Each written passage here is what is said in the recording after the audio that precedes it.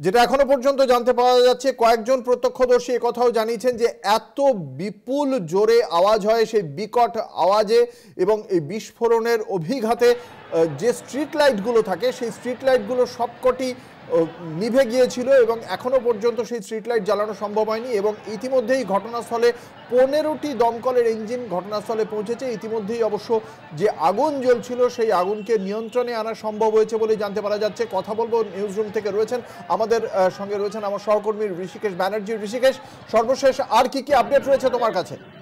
একদমই দেখো অঙ্কুতা, তুমি যেমনটা বলছিলে যে একজনের মৃত্যু হয়েছে এবং এখনো পর্যন্ত সেই খবরই পাচ্ছি, নিহত একজন, তবে জখমের সংখ্যা 7 থেকে 8 জন জখম হয়েছেন। এবং ঘটনাস্থলে এই যে বিস্ফোরণ তার তীব্রতা এতটাই ছিল যে আশপাশের লোকজনের প্রচুর ক্ষতি হয়েছে, যে দোকানগুলো রয়েছে সেখানেও ক্ষয়ক্ষতি হয়েছে বলে জানা যাচ্ছে। পাশাপাশি দিল্লি পুলিশের সূত্রে যেটা জানা যাচ্ছে যে তারা যেটা কনফার্ম করছেন যে কোনো শিশু বা টেরোরিস্ট জখম হয়নি এখনো পর্যন্ত এই ঘটনায়। তবে কি থেকে বিস্ফোরণ হলো, কোনো বিস্ফোরক রাখা ছিল কিনা সেটা এখনো পর্যন্ত পরিষ্কার নয়। ফরেনসিক তদন্ত হলে গোটা বিষয়টি পরিষ্কার হতে পারে। অরিত্র, আর কি আপডেট পাচ্ছ তুমি?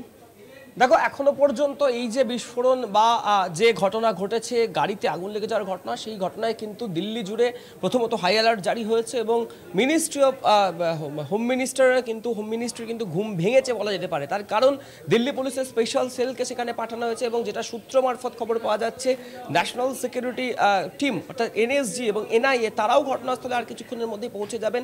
পাশাপাশি ফরেনসিক এক্সপার্টদেরকেও কিন্তু খবর দেওয়া হয়েছে যে এই বিস্ফোরণ ঠিক কীভাবে হয়েছে, কোথায় থেকে হয়েছে, বিস্ফোরক পদার্থের তীব্রতা কতটা ছিল, কোথায় থেকে নিয়ে আসা হয়েছিল, এই সামগ্রিক যে পারিপার্শিয়াল এফএসএল টেস্ট যেটা বলে থাকে ফরেনসিক সায়েন্স ল্যাবরেটরির, সেই পরীক্ষার জন্য কিন্তু এফএসএল টিমকেও জানানো হয়েছে।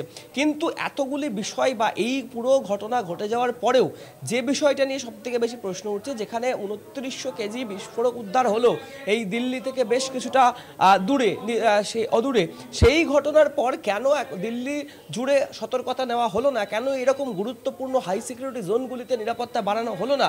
এবং এই যে লালকেল্লার মেট্রোর গেট নাম্বার 1, আমি এইমাত্র যে আপডেট আমাদের কাছে এসে পৌঁছাচ্ছে যে এই মেট্রো অত্যন্ত গুরুত্বপূর্ণ এবং ব্যস্ততম একটি মেট্রো স্টেশন।